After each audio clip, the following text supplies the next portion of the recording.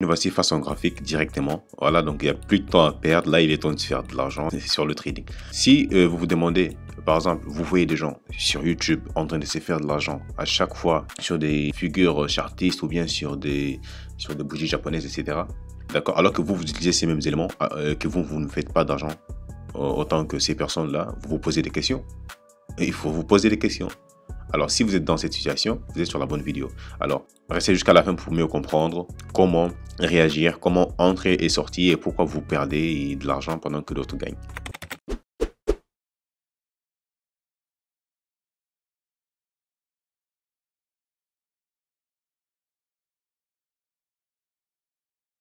Donc avant d'aller plus loin, la famille, je vous invite à aller vous abonner sur cette chaîne YouTube dans laquelle on aborde sur plusieurs sujets, notamment le marketing, l'affiliation, le trading, l'investissement, crypto-monnaie, etc. Donc ici, le trading, on parle essentiellement sur le trading en crypto-monnaie. Donc si c'est des sujets, les crypto-monnaies, les NFT, les tokens, etc. Si c'est des sujets qui vous intéressent, je vous invite à aller vous abonner à cette chaîne dont le lien sera dans la description ainsi que dans la barre de commentaires. Donc nous voici encore une fois face à ces graphiques ici. L'objectif d'aujourd'hui, ça sera quoi? On avait appris sur cette chaîne YouTube les figures chartistes, les indicateurs, le support et résistance et plein d'autres choses. Si vous êtes nouveau, je vous invite à aller regarder ces vidéos pour mieux être en mesure de distinguer entre ces différents sujets et bien pouvoir bien les utiliser. D'accord? Et aussi avoir la notion de quoi on parle ici aujourd'hui. Parce que là, on ne va pas rentrer dans le détail, on va directement dans la pratique. Et aussi, je vous invite à vous abonner pour ceux qui ne sont pas encore abonnés et à partager cette vidéo aussi au maximum avec ses amis, avec ceux qu'on aime. Donc ici, nous sommes face au dollar américain, dollar canadien, donc USD CAD. D'accord? Qu'est-ce que je cherche ici? On avait fait une vidéo sur les bougies japonaises. Donc aujourd'hui, je vais chercher les moments où j'aurais pu rentrer en trade grâce aux bougies japonaises. Est-ce que les bougies japonaises en réel, ça fonctionne ou bien c'est juste des théories? Donc ça, on va le voir ensemble aujourd'hui. D'accord? Donc pour commencer ici, qu'est-ce qu'on va voir? On va commencer par chercher, d'accord? Parce que les bougies japonaises, on a des bougies japonaises, des retournements haussiers et des retournements baissiers. Donc aujourd'hui, on va voir une tendance. On va commencer par voir une tendance et on va voir si cette tendance a été stoppée par une bougie japonaise, oui ou non, ou bien si on serait placé sur cette opportunité, on allait oui ou non gagner de l'argent. D'accord? Pour commencer, on va chercher la tendance, d'accord? Ou soit, attends, je vais changer les paires ici. Qu'est-ce qu'on a? On va aller dans GBP USD, d'accord? Donc la paire GBP USD, livre sterling dollar américain, on va essayer de voir, d'accord? On s'en fiche voilà, du graphique ici, on va aller voir un peu plus loin et essayer de voir, de détecter un mouvement haussier, d'accord? Ainsi qu'un mouvement baissier, d'accord? Là, je monte un peu le time frame pour voir un peu plus rapidement. Donc là, ici, on a une tendance baissière. Bam. Ici, on a une tendance baissière. Là, déjà, on peut commencer par là. Ou soit ici, on a une tendance baissière. Donc voilà. Donc on va un peu plus loin. Voilà. Donc là, je vais m'arrêter ici. Déjà. J'agrandis un peu le graphique. Voilà. Voilà le graphique. Comment il se trouve. On a ici, on a une tendance haussière. D'accord? Pourquoi je dis qu'on a une tendance haussière ici? Comme d'habitude, hein, on va venir tracer les plus bas entre elles. Et ça va nous donner ça. Voilà. Vous voyez comment c'est simple? Voilà. Donc, c'est simple de tracer les lignes de tendance, etc. Mais c'est pas simple de gagner de l'argent parce qu'il y a toujours ce côté émotionnel, ce côté psychologique qui viennent D'accord, donc voilà, donc pour commencer, là on a bien tracé. Faut savoir bien tracer les supports et la résistance. Hein. Comment tracer les supports et la résistance, ça on en a parlé, je ne vais pas vous expliquer ici. Donc ici déjà, on a quoi ici? Pour commencer, on a un impact ici, c'est déjà beau. On a un deuxième impact ici. D'accord, on a un deuxième impact ici. On a un troisième impact ici. Voilà, juste là. Et voilà, donc ça suffit, on a plusieurs impacts. Hein. Ici aussi, on a un impact ici. Voilà, le marché vient à chaque fois rebondir sur ce support. Voilà pourquoi on dit que c'est un support. Pourquoi? Parce que le marché, à chaque fois que le marché risque de tomber à la baisse, voilà. Donc là, on voit que le marché est monté. Voilà, donc là, ça monte jusqu'ici. Et là, ça corrige. Ça veut dire qu'il y a des gens qui vendent. Donc là, ça corrige jusqu'à ce niveau. D'accord. Et là, ça monte. Ça corrige encore, ça monte, ça corrige encore, et là, boum, ça monte. Donc voilà pourquoi on dit que c'est son support, pourquoi ça supporte le marché à la hausse et ça l'empêche en fait de venir tomber. D'accord, ça l'empêche de venir tomber vers le bas. Pourquoi? Parce que ça supporte. Voilà. Donc ici, on a déjà déterminé la tendance. Bien évidemment, on a plusieurs éléments qui peuvent nous aider à identifier et à déterminer la tendance. On ne va pas se focaliser que sur le support. Donc, il faudrait plusieurs autres informations, d'accord, confirmation plutôt.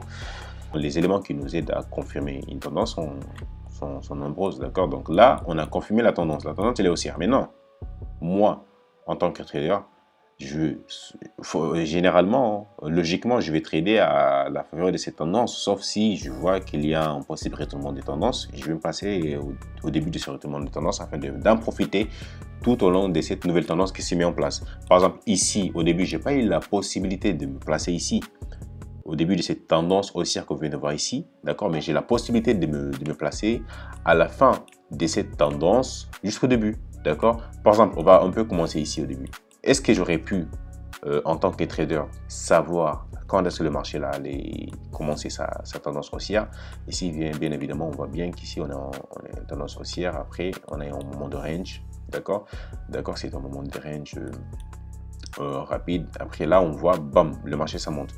Ici, on peut commencer par là même, hein, d'accord. Donc ici, qu'est-ce qu'on voit? On commence par là et on essaie de voir si, en effet, si on aurait pu se placer sur cette tendance haussière qu'on vient d'établir là. Donc là, pour commencer, je vais enlever ça pour qu'on le voit bien. Je vais mettre de côté ici, on aura besoin après. Là, en tant que trader, est-ce que là, déjà, pour commencer, on a un souci? Pourquoi? Parce que là, on est face en moment de range.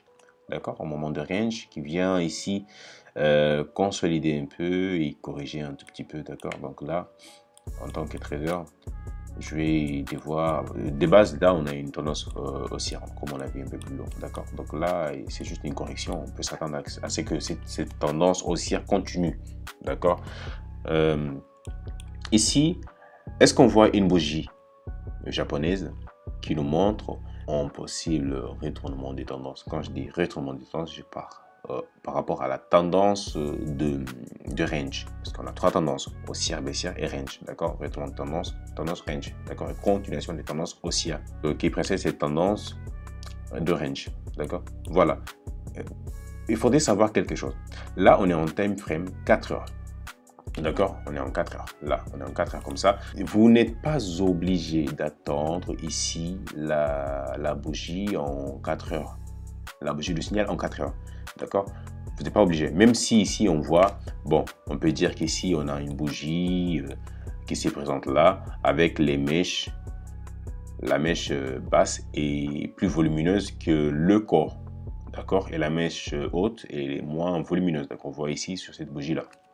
D'accord, on peut se focaliser sur la taille de cette bougie. D'accord, pour le faire, c'est simple, on va juste utiliser un retracement ici qui va nous permettre de voir la dimension de cette bougie. Voilà, donc là, elle est toute petite, mais on peut l'agrandir sans souci. Voilà, donc on l'agrandit sans souci.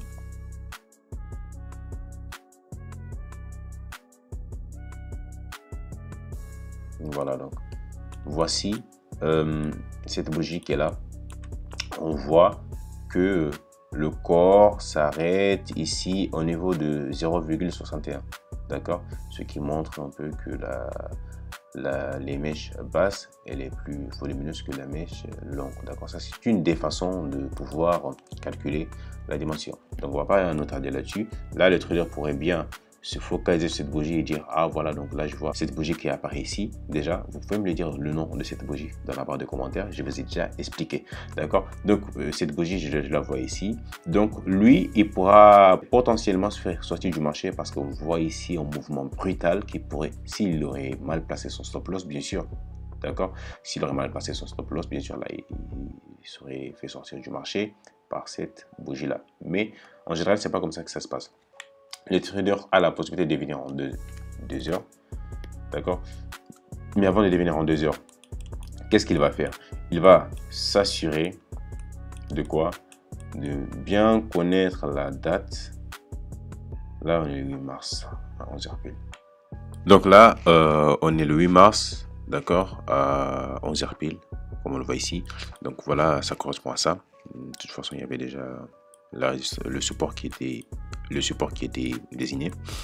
Là, on voit bien, voilà. Donc, on peut voir les choses un peu plus claires si on agrandit le graphique, d'accord. Vu qu'on trade avec les bougies japonaises, donc le trader doit avoir le graphique bien visible. Ici, qu'est-ce qu'on voit qui peut nous pousser à se placer grâce aux bougies japonaises? Je vous laisse voir ici. Déjà pour commencer ici, on a une bougie Harami. Donc Harami, c'est une bougie rouge, d'accord, suivie d'une bougie verte, dont le corps de cette bougie verte peut intégralement être inséré à l'intérieur de cette bougie, comme vous pouvez bien le voir, d'accord. Bien évidemment, ici, on n'a pas cette bougie verte qui se place à l'intérieur, juste ici au niveau. Mais vu que c'est pas ouvert en gap, donc là, elle n'est pas ouverte en gap ni fermée en gap. Donc là, on peut la prendre comme ça. D'accord? Donc, de toute façon, le trader, s'il aurait mal placé encore une fois son stop loss ici, il allait se faire sortir du marché par ce violent mouvement qu'on voit juste ici. D'accord? Mais même si le trader, déjà pour commencer, il ne trouve pas un bon setup pour entrer en trade, là il peut toujours aller dans des time frames un peu plus petites, d'accord, et essayer de voir afin de trouver plus d'informations, d'accord. Donc les traders ils cherchent toujours des informations qui vont les permettre de rentrer au marché, et tout ça, ça va dépendre. Regardez, ça ne va pas se passer comme ça.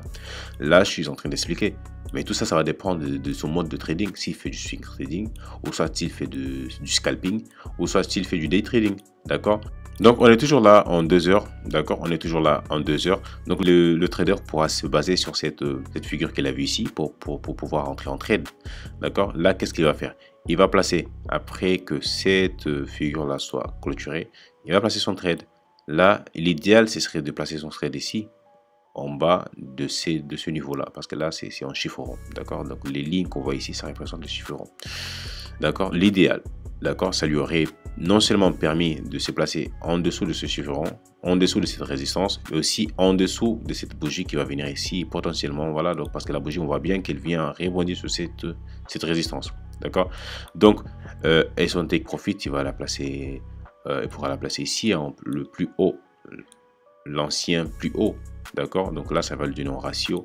Il faut savoir qu'avec les bougies japonaises, on a un ratio gain-perte très élevé. Pourquoi? Parce que les bougies japonaises nous donnent des points précis d'entrée et de sortie. Donc ça veut dire que moi, je ne veux pas durer sur le marché. Là, si le marché me donne tort et qu'il continue ce mouvement baissier, moi là, voilà, je sors du marché. Avec ce stop loss là, je sors sans souci. Mais l'avantage, c'est quoi? C'est que je vais perdre seulement ça.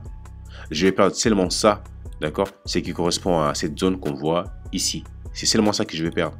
Pourquoi? Parce que j'ai plus intérêt, et vu que mon scénario n'est pas valide, j'ai plus intérêt à rester sur le marché, d'accord. Là, on voit bien que le marché lui a fini par lui donner raison, d'accord. Mais si on continue bien et qu'on regarde bien, on revient sur 4 heures, et qu'on regarde bien le setup, d'accord, on regarde bien ce mouvement haussier qu'on a tracé ici et qu'on essaie de repérer le moment où ce mouvement baissier se met en place, d'accord. Donc, afin de savoir si oui ou non, en tant que trader, on pourra se placer afin d'en profiter de ce mouvement baissier qui se met en place ici. Donc là, qu'est-ce qu'on voit?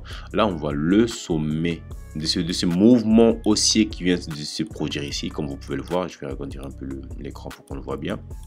D'accord. Donc là, on voit bien le sommet. On voit bien le sommet qui se trouve ici. Là, on est dans la zone du sommet. Donc là, on aimerait savoir si vraiment là, c'est la limite. Ça veut dire que là, on n'aura plus de plus haut. On a contrairement des plus bas et on essaye de se placer dès le départ, dès le début de ce mouvement baissier afin d'en profiter de tout ce mouvement baissier, d'accord. Donc le trader, qu'est-ce qu'il va se dire? Donc il va venir ici, il va chercher, après savoir bien évidemment identifier le marché et avoir des confirmations. Qu'est-ce qu'on voit ici déjà? Si vous voyez bien et si vous avez bien regardé les vidéos, suivi les vidéos, vous allez être capable de trouver la bougie qui nous donne la possibilité de nous placer ici ce mouvement, d'accord. Quelle est cette bougie? Où est-ce qu'elle se trouve? Dites-la moi dans la barre des commentaires. Donc, c'est fait. Oui, vous avez bien évidemment trouvé la bougie et elle se trouve juste là. D'accord? Cette bougie qu'on voit ici, quel est son nom? Aujourd'hui, je ne donne pas de nom parce que le nom que je vous ai donné, j'aurais aimé savoir si oui ou non vous avez capté, sinon ou pas. Dites-le moi dans la barre de commentaires. Donc, l'auteur va venir ici. Il va repérer cette bougie. D'accord? C'est celle-là. Voilà, la bougie qu'on voit là. Voilà, c'est cette bougie qu'on voit ici. Donc, il va se dire que cette bougie nous donne une information sur un possible retournement baissier.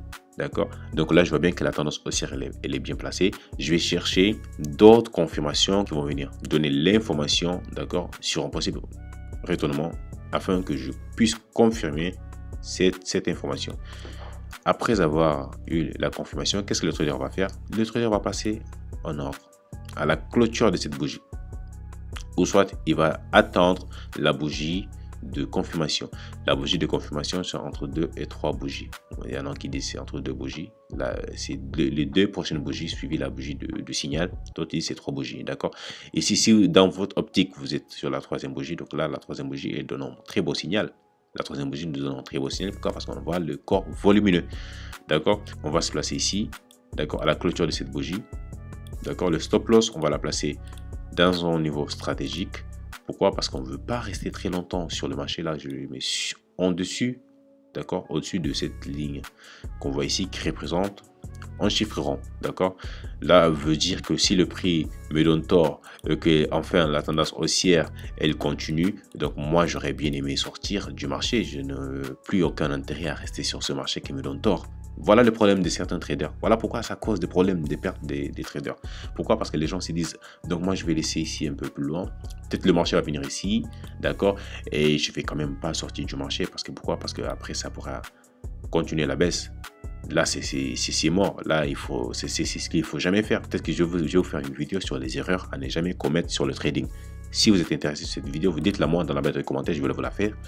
Et aussi, abonnez-vous si vous n'êtes pas abonné pour ne pas manquer à ces vidéos. Donc là, on va placer le stop loss ici, au niveau stratège. Le take profit, on peut la placer au niveau le plus bas qu'on voit ici. D'accord? Ou soit, vu que la résistance, elle est déjà établie, on peut dire que ça, c'est peut-être une simple correction. Et vu que le marché a buté plusieurs reprises sur cette résistance, on peut la placer ici. Pourquoi pas le take profit sur ce niveau de résistance ici. D'accord? Donc là, le marché vient buter sur la résistance, mais en formant des plus bas et des plus hauts. Donc là, l'émotion, ça va jouer fort. Voilà pourquoi la mentalité en trading est très importante. Donc là, le marché vient, descend, corrige, vient, descend, corrige, pour enfin toucher notre take profit. D'accord? Donc, non seulement le marché a touché notre take profit, si vous avez su bien manager ce trade, vous allez voir que vous aurez la possibilité de réentrer en position une fois que ce support là est cassé. Pourquoi? Parce que ça nous donne aussi une autre confirmation. Donc là, si vous êtes toujours en position jusqu'à ces moments-là, vous allez pouvoir renforcer votre position, d'accord, afin de pouvoir en profiter bien de cette tendance baissière qui vient de se former ici. D'accord? Donc vous avez vu comment le trader va faire pour pouvoir trader avec les concepts que je vous ai partagés sur cette chaîne YouTube. Ces mêmes concepts, les professionnels l'utilisent. Ces mêmes concepts, d'autres personnes l'utilisent. C'est le concept de l'analyse technique. Tout le monde l'utilise. D'accord? Mais pourquoi eux, ils gagnent de l'argent et vous, vous ne gagnez pas de l'argent? Parce que eux, oui, c'est vrai qu'ils ont l'expérience, d'accord? Ils ont l'expérience parce qu'ils ont duré sur le marché, mais aussi, ils ont des stratégies. Peut-être que je vais vous faire des vidéos sur les stratégies, comment développer une stratégie. Je vais vous aussi partager des stratégies sur le trading, etc. Si c'est ce que vous voulez, n'hésitez pas à me le dire dans la barre de commentaires.